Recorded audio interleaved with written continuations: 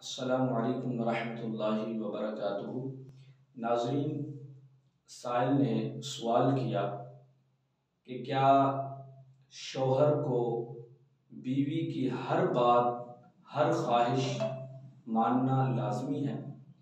تو اس کا جواب یہ ہے کہ قرآن مجید میں اللہ عز و جل ارشاد فرماتا ہے، الرجال قوامون علی النساء، مرد افسر ہیں عورتوں پر۔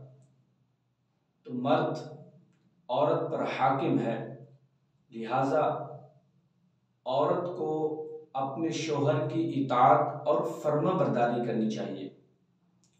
اس کی بجائے اگر عورت چاہے کہ مرد میری مانے اور میری فرما برداری کرے تو یہ درست نہیں ہے۔ جائز خواہشیں، جائز درخواستیں، جائز فرمائشیں، مثلا طرح طرح کے کھانوں، نت نئے ڈیزائن کے کپڑوں وغیرہ وغیرہ کی طلب پوری کرنا شوہر پر واجب نہیں ہے۔